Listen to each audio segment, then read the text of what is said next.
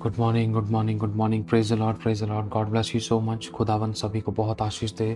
प्रभु जी का बहुत धन्यवाद। मैं विश्वास करता हूँ आज के इस कलाम, इस वचन के द्वारा खुद आपको बहुत आशीष देगा और ये बहुत फ्रूटफुल होगा आप लोगों की ज़िंदगी में। ये वचन बहुत से लोगों के सवाल होंगे अपनी लाइफ को लेकर। प्रभु, मेरी ज़िंदगी में जो अंधियारा था वो उजियाला कब होगा? प्रभु, जब मैं तुझे पुकारूँ तो तब तुरंत मुझे कब उत्तर देगा? कब मेरी ज़िंदगी में तेरा प्रकाश चमकेगा? कब मेरी ज़िंदगी का अंधकार या बुराइयाँ, गंदगियाँ ख़त्म होंगी? आज ये वचन आपके लिए, खुदा आपसे बात करेगा। अभी इस वचन को हल्का सा बताते के साथ ही अभी लास्ट में आपके लिए प्रेयर होगी। ये छोटा सा वचन है ताकि आप इसको समझो, ताकि वचन आपकी ज़िंदगी में घर करे और जीवन पाओ आप लोग। और प्रार्थना के द्वारा आपकी लाइफ में प्रार्थना का पानी जब डाला जाए तो वो जो वचन रूपी बीज बोया गया है वो फलवंत और आप आशीषित हो। आमीन। आइए छोटा सा वचन अभी हम पढ़ते हैं। लिखा है कि यशाया की पुस्तक, इसका 58 अध्याय, इसकी 8 आयत से लिखा है, तब तेरा प्रकाश पौ फटने के समान चमकेगा। कब? अगर हम देखते हैं 6ठी आयत से पढ़ते, लिखा है, जिस उपवास से मैं प्रसन्न होता हूं, क्या वो ये नहीं कि अन्याय से बनाए हुए दासों और अंधेर करने वालों का जुआ तोड़कर उनको छुड़ा लेना। मतलब एक ऐसा उपवास जिसके द्वारा परमेश्वर आपके अंधकार को भी दूर करेगा, आपके मांगते ही आपको उत्तर देगा और आपकी आपकी पुकारते ही आपकी सुन लेगा और आपके अंधकार को भी दूर करेगा। ये बाइबल कह रही है, ये वचन बता रहा है, मैं नहीं बता रहा। देखो ध्यान से सुनना। अगर हम इसको पढ़ते हैं, लिखा है 5वीं आयत से, जिस उपवास से मैं प्रसन्न होता हूं, अर्थात जिसमें मनुष्य स्वयं को दीन करे। पहले आपको दीन करना है। कभी भी आप उपवास रखो, आज विश्राम देना है। जब आप उपवास रखो तो लिखा है अपने आप को दीन करना। दीन करने का मतलब अपने आप को छोटा करना, अपने जीवन से दूसरों को ऊंचा उठाना, माफ करना, क्षमा करना और प्रभु के गुणों को प्रकट करना। अगर माफ नहीं कर पा रहे तो माफ करना, है ना। लिखा है ना, तू मेरे पास अपनी भेंट चढ़ाने से पहले तू जिसको तूने माफ नहीं किया पहले तो उससे मेल मिलाप कर ले, तब तू मेरे को अपनी भेंट चढ़ाना, तब मैं तेरी भेंट को स्वीकार करूंगा। लिखा है, जिस उपवास से मैं प्रसन्न होता हूं, अर्थात जिसमें मनुष्य खुद को दीन करे, क्या तुम इस प्रकार कह करते हो? प्रभु पूछ रहा, क्या तुम इस प्रकार दीन करते हो? क्या सिर को जौ के समान झुकाना, अपने नीचे टाट बिछाना और राख फैलाना ही को तुम उपवास समझते हो? यहोवा को प्रसन्न करने का दिन कहते हो? हमें लगता है अच्छा सूट बूट डालने से या भूखा रहने से, अच्छे से बाल वाल सेट करने से परमेश्वर हमसे हमारे व्यवहार के द्वारा मतलब हमारे उपवास को स्वीकार करेगा। नहीं, मनुष्य बाहरी रूप देखता है लेकिन परमेश्वर की आंखें मन पर लगी हैं। लिखा है, जिस उपवास से मैं प्रसन्न होता हूँ, क्या वो ये नहीं कि अन्याय से बनाए हुए दासों और अंधेर सहने वालों का जुआ तोड़कर। मतलब कोई भी व्यक्ति है, किसी का अगर दास है, किसी गुलामी में, कमी घटे, बीमारी, परेशानी या दुष्ट आत्मा की गुलामी में, उसको अगर हमारी जरूरत है तो अपनी तरफ से हम उसकी मदद करें या उसके लिए दुआ करें या उससे बात करें, उसकी परेशानी का हल पूछे या उसके आंसू को पूछें या 2 मिनट उसके दुखों को बांट तो ले। कम से कम उसकी संगति तो करने, मतलब उसके साथ बैठने की कोशिश तो करें, उसके दुख सुख का हाल तो जाने। हम उसके लिए कुछ नहीं कर सकते, कम से कम दुआ तो कर सकते हैं कि प्रभु उसको छुटकारा दे, इसकी जरूरतों को पूरा कर, इसकी गवाही बना, इसके आंसू की सुधि ले, इसके टूटे रिश्ते को जोड़, इसकी परेशानी दूर कर, इसकी बीमारी को ठीक कर। लिखा है, उनको छुड़ा लेना और सब जुओं को टुकड़े टुकड़े कर देना। जुए किससे तोड़े जाते हैं? अभिषेक के कारण, और वो अभिषेक प्रभु ने आपको दिया है और ये वचन आपके लिए है। लिखा है, आपके और मेरे लिए वचन प्रभु हमसे करेक्शन के लिए कह रहा है। प्रभु ने आप पर मुझे अभिषेक दिया है, वो आप पर मुझ पर भरोसा रखता है ताकि हम उसके कामों को करें जो शैतान के सताए हुए हैं, उनको हम छुड़ाएं, हम खुद तक छुटकारा पाकर ना बैठे। लिखा है, क्या वो ये नहीं कि अपनी रोटी भूखों को बांट दे। अपनी रोटी, ये शारीरिक और आत्मिक रोटी की बात हो रही है। अगर कोई सच में शारीरिक रूप में भूखा है, अगर आपके पास रोटी नहीं है तो आप 5 रुपए का बिस्किट ही खिला दो।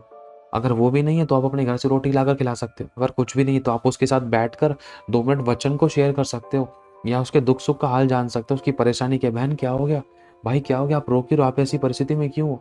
सब ठीक हो जाएगा। हम प्रार्थना करते हैं, आप बताओ उसको, हम आपके लिए प्रार्थना कर सकते हैं, प्रभु आपकी जिंदगी में चमत्कार करेगा। आप उसको गवाहियां दो, उसका विश्वास बढ़ेगा। जबरदस्ती किसी से मत करो, अपने हिस्से का काम करो। अगर वो स्वीकार करते हैं तो अच्छी बात है, नहीं कर रहे तो उनकी करनी वो जाने। आपने अपने हिस्से का काम किया, खुदा आपको आशीष देगा।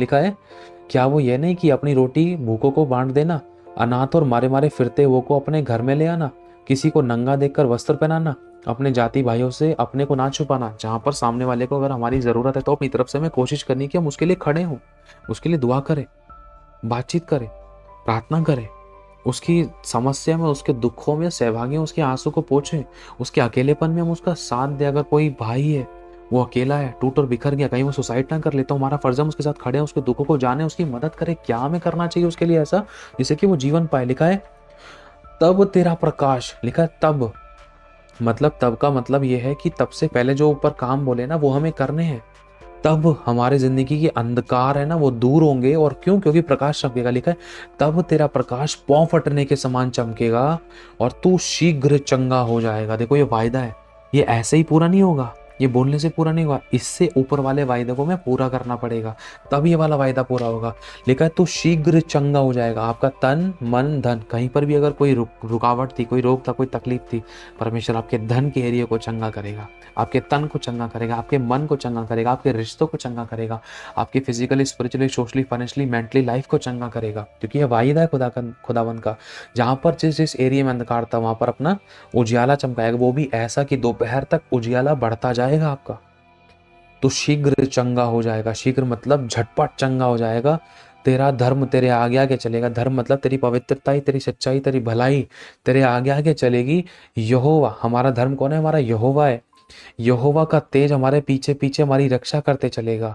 तब हम उसको पुकारेंगे। लिखा है तब तू उसको पुकारेगा और यहोवा तुझे उत्तर देगा।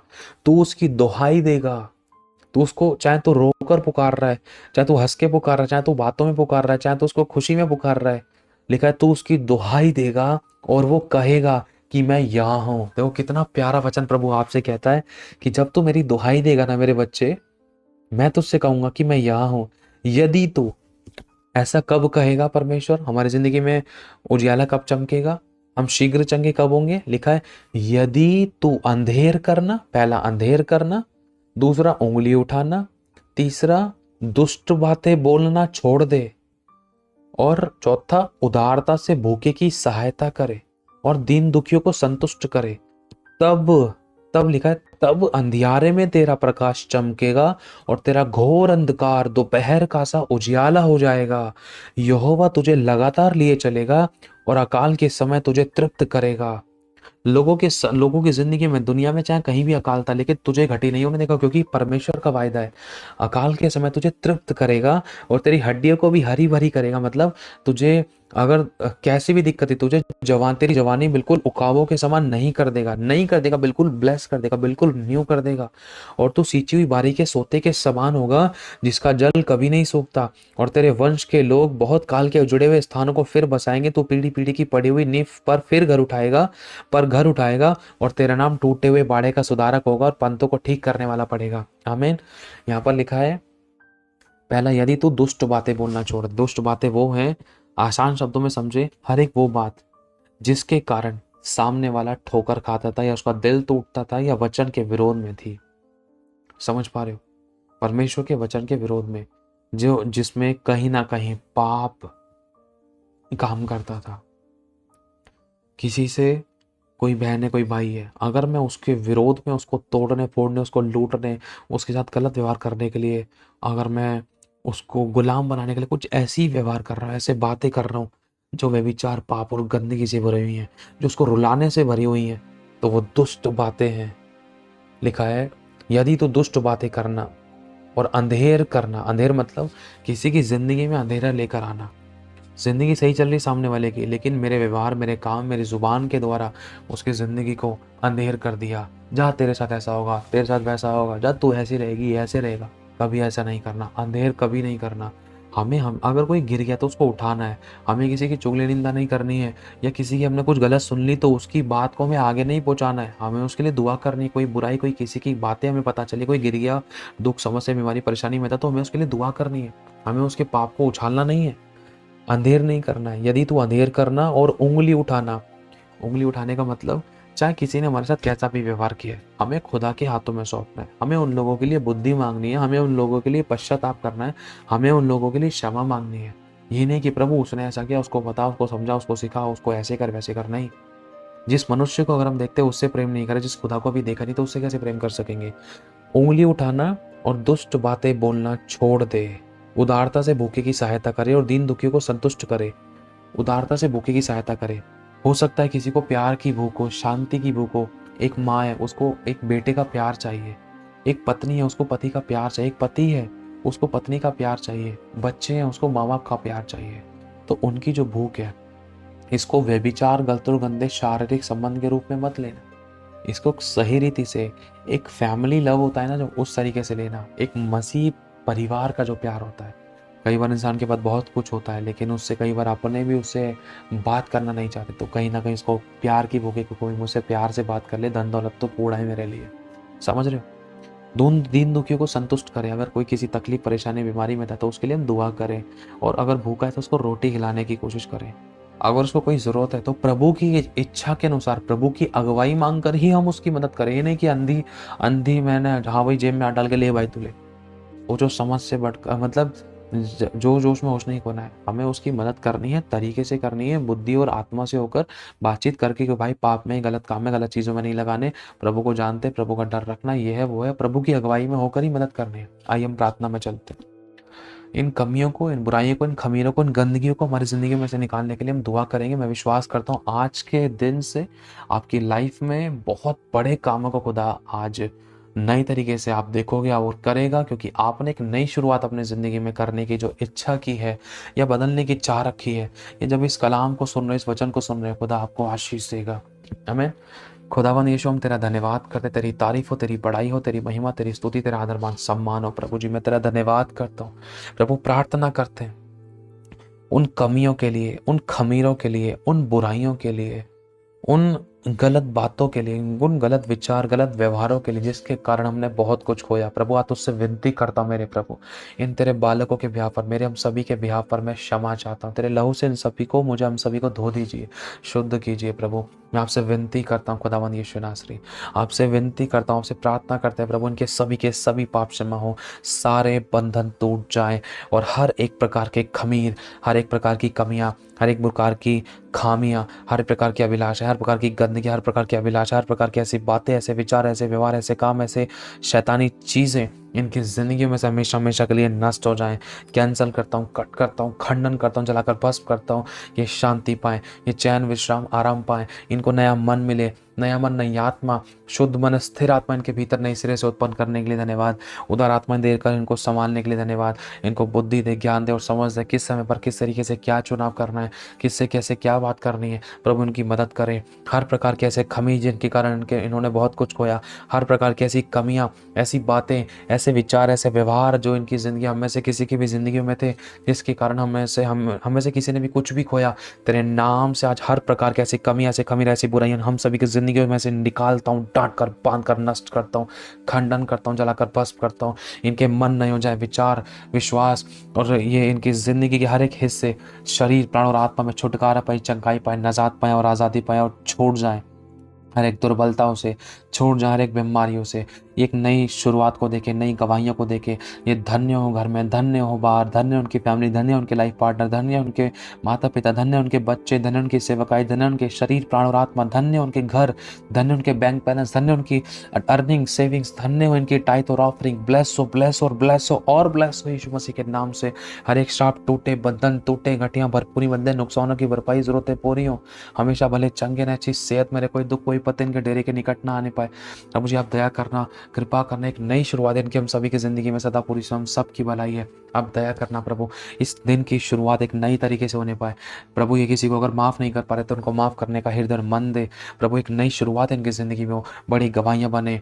प्रभु मैं विश्वास करता हूँ जिन कमियों के कारण ये कुछ पा नहीं पा रहे थे, आज वो कमियां खत्म हो चुकी हैं। हम विश्वास करते हैं एक नई शुरुआत हो, उन कमियों पे जय पाने जा रहे हैं यीशु मसीह के नाम से, बुराइयों पे जय पाने जा रहे हैं। इनकी जुबानों पर तेरा लहू लगाते हैं, इनके विचारों पर तेरे दूतों का पहरा बैठाते हैं। तेरी रूह कब्जा करे, तेरे स्वरदूत कब्जा करे खुदावन।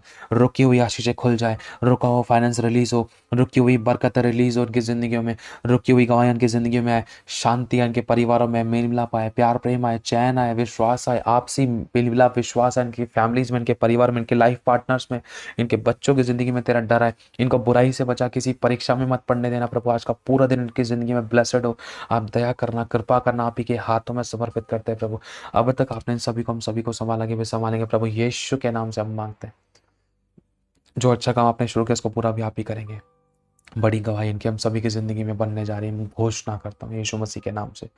इनको बुराई से बचाना, किसी परीक्षा में मत पढ़ने देना। आज का ये पूरा दिन तेरा प्रभु, तेरे कब्जे में, तेरी अगुवाई में, तेरी इच्छा में, तेरे ग्रहण योग्य होने पाए, तेरे हाथों में सौंपते हैं।